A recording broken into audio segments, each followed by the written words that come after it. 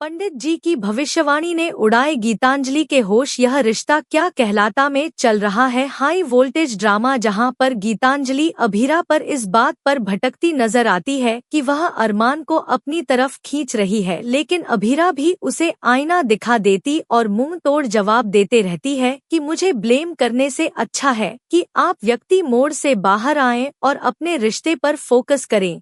कभी भी दोस्त लोगों का रिश्ता इतना कमजोर नहीं होता है कि वह तीसरे की वजह से टूट जाएगी। आपको खुद को ही अपने रिश्ते पर फोकस करना चाहिए और कोशिश करते रहना चाहिए, जिससे कि आपका रिश्ता मजबूत होना कि मुझे ब्लेम करने से आपका रिश्ता मजबूत होगा। अगर आपको ऐसा लगता है तो आप मेरे रिजॉर्ट को अभी के भी छोड़ कर जा सकती है। जिसके बाद गीतांजलि की आंखों में आंसू आ जाते हो फिर से इमोशनल ड्रामा शुरू कर दिया और उसके पैर पकड़ लेती है, उसके हाथ जोड़ती और कहती है कि लेकिन आपकी कोशिश के बिना मुझे अरमान कभी भी सही से बात भी नहीं करेंगे।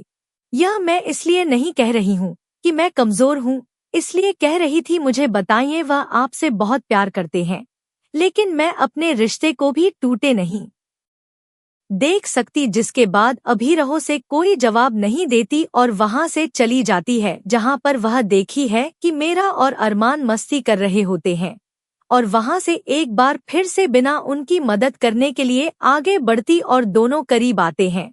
और गीतांजलि को देखकर अभीरा फिर से अपने आप को कंट्रोल कर लेती है और दादी से कहती कि अरमान और गीतांजलि तुम्हें मंदिर जाना चाहिए। वही देखने को मिलने वाला है कि गीतांजलि और अरमान मंदिर पहुंचने हैं, जहां पर नवरात्रि की पूजा चल रही होती है और गीतांजलि की हाथ से वहां रखा हुआ सिंदूर गिर जाता है और एक अच्छा कौन हो जाता है। जिसके बाद पंडित जी कहते हैं कि तुम्हें बहुत संभल कर रहने की जरूरत है। जिस रिश्ते को तुम जबरदस्ती बंधे हुए बैठी हो वह रिश्ता तुम्हारा कभी नहीं हो पाएगा। वह रिश्ता सिर्फ और सिर्फ 7 जन्मों के लिए किसी और का बना हुआ है और यह माता रानी का इशारा है कि तुम्हें अपनी जिंदगी में आगे बढ़ जाना चाहिए। और जी क्या सिंदूर तुमने छीनने की कोशिश किया जबरदस्ती, वह सिंदूर तुम्हारा कभी हो ही नहीं पाएगा। शायद वह नाम का सिंदूर है जो आज भी कर चुका है। इसके बाद गीत दिल की होश उड़ जाते हैं।